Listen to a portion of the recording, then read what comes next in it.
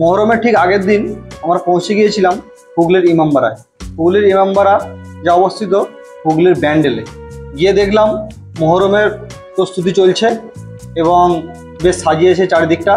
তো আসুন আমরা জেনে নিই এই ইমামবাড়া সম্পর্কে কিছু তথ্য এবং দেখাই আপনাদেরকে ভিতরটা একটু গিয়ে। ব্যান্ডেল চার্চ থেকে 1 কিলোমিটার দূরে এবং হুগলি রেলওয়ে স্টেশন থেকে 3 কিলোমিটার দূরে হুগলি ইমামবাড়া হল একটি শিয়া মুসলিম জামাত হল এবং মসজিদ, যা পশ্চিমবঙ্গের হুগলির চুঁচুড়ায় অবস্থিত। হুগলি নদীর তীরে অবস্থিত এটি পশ্চিমবঙ্গের অন্যতম সুন্দর মসজিদ এবং হুগলির দর্শনীয় স্থানগুলির মধ্যে একটি। মোহাম্মদ মহসিন এই ভবনটি নির্মাণ করেন। 1841 থেকে 1861 সাল পর্যন্ত দীর্ঘ 20 বছর ধরে এটির নির্মাণ কাজ চলে।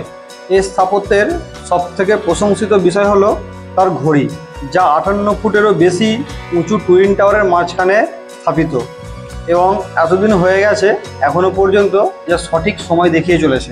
এছাড়াও এটি একটি দ্বিতল ভবন, যে ভবনে অসংখ্য কক্ষ রয়েছে এবং সেই কক্ষগুলি এখনও মাদ্রাসার ছাত্রদের শ্রেণীকক্ষ হিসাবে ব্যবহৃত হয়। এবং মসজিদের ভিতরের দেওয়ালগুলি কোরআনে আয়াত দিয়ে ঢাকা এবং মসজিদের অন্তর্ভাগ মার্বেল, মোমবাতি এবং ঝুলন্ত লণ্ঠন দিয়ে সুসজ্জিত আছে। এবং ইমামবাড়ার আরেকটি আকর্ষণীয় জিনিস যেটা হচ্ছে তার সূর্য ঘড়ি। সেই সূর্য ঘড়ি এখনও পর্যন্ত সারাদিনই সঠিক সময় দেখায়। আসুন এর ইতিহাস একটু জেনে নিই। মানবপ্রেমিক হাজী মোহাম্মদ মহসিনের রেখে যাওয়া অর্থ বা ফান্ড থেকে তৈরি হয়েছিল হুগলি ইমামবাড়া। ধর্মীয় রীতি, শিক্ষা, জনকল্যাণমূলক কাজের জন্য হাজী মোহাম্মদ মহসিন জাতি, ধর্ম, বর্ণ নির্বিশেষে তার সম্পত্তিকে ওয়াকফ অর্থাৎ দেবোত্তর করেছিলেন। ইমামবাড়া একটি পবিত্র মিলনক্ষেত্র। এখানে ইমাম হোসেনের আত্মবলিদানকে স্মরণ করা হয়। নবী হযরত মুহাম্মদের নাতি ইমাম হোসেন ইরাকের কারবালা ময়দানে প্রকৃত ইসলাম ধর্মকে রক্ষা করতে ও বাঁচিয়ে রাখতে শহীদ হয়েছিলেন। তৎকালীন শাসক ইসলাম ধর্মকে সম্পূর্ণভাবে ধ্বংস করতে চেয়েছিলেন। ইরাকের কারবালা ময়দানে নৃশংস ও মর্মান্তিক ঘটনা ঘটেছিল।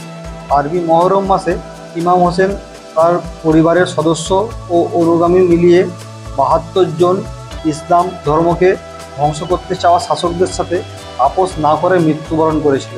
এটি একটি মুসলিম স্থাপত্য হলেও আমাদের সকলেরই উচিত এই ইমামবাড়ার গাম্ভীর্য ও পবিত্রতাকে রক্ষা করা।